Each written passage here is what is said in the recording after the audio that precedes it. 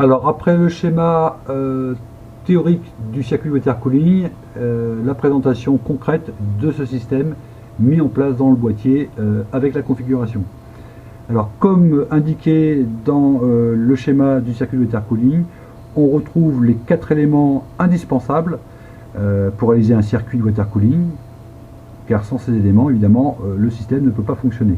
Alors ces 4 éléments sont la pompe avec son réservoir, le water block, CPU, et un radiateur avec son ou ses ventilateurs. Évidemment, ces 4 éléments sont reliés entre eux par des tuyaux. Donc on a un tuyau qui part de la sortie de la pompe vers l'entrée du water block, un tuyau qui repart de la sortie du water block vers l'entrée du radiateur, un tuyau qui repart de la sortie du radiateur pour aller à l'entrée du réservoir.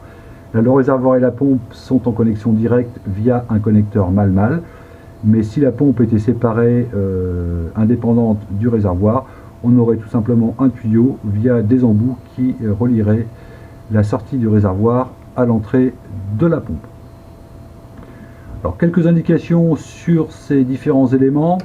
La pompe et le réservoir, on vient de le voir, sont ici en un seul bloc compact, donc on peut très bien les séparer, on n'y revient pas. Le water block ici, il n'y a pas d'entrée et de sortie spécifique sur ce water block, ça veut dire qu'on aurait pu très bien intervertir les tuyaux en fonction du contexte et de la configuration du circuit.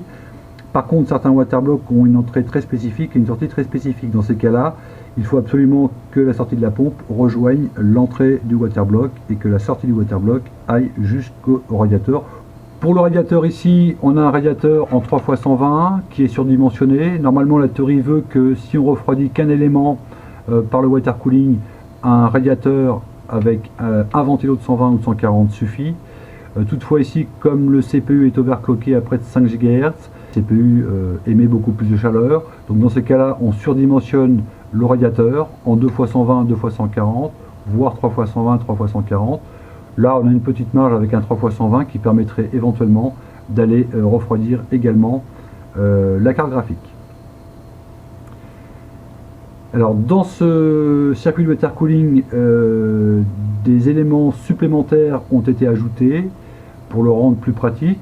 Alors, un petit élément optionnel, c'est ici le capteur de température et de flux. Donc le capteur de température tout simplement nous indique la température du liquide dans le système, et le petit capteur de flux se présente sous ces 3 petits triangles en fait, qui clignotent et qui indiquent qu'effectivement le liquide se déplace bien dans le circuit. Donc si ces petits triangles ne bougent pas, ils restent fixes, donc ça veut dire que le liquide ne circule plus et qu'il y a un problème au niveau de la pompe. Les 2 autres éléments qui ont été ajoutés à ce circuit pour le rendre plus pratique, notamment au moment du remplissage et aussi au moment de la vidange. Quand on va intervenir sur le circuit, bien évidemment il faut faire une vidange. Et donc si rien n'est prévu, ça peut être un peu problématique parce qu'on risque de mettre du liquide un peu partout dans le boîtier. Et pareil, quand le circuit a été monté et qu'on veut le mettre en service pour la première fois, il faut le remplir. Et là, on s'aperçoit bien que le remplissage serait assez malaisé, puisque normalement le bouchon du réservoir se situe ici. Donc venir remplir le réservoir à l'intérieur du boîtier, avec le peu d'espace qu'on a entre l'eau du réservoir et l'eau du boîtier, les tuyaux qui gênent, ça serait assez peu pratique. Donc pour faciliter le remplissage, à la place du bouchon, on met un embout, à partir duquel va partir un tuyau qui va nous amener jusqu'à un orifice de remplissage qui est fixé généralement sur le top. De cette manière, eh bien, on peut tranquillement remplir son réservoir avec beaucoup plus d'espace que, évidemment, à l'intérieur du boîtier. De la même façon, quand on a besoin d'intervenir sur le circuit pour le nettoyer ou pour changer un élément, il faut procéder à la vidange.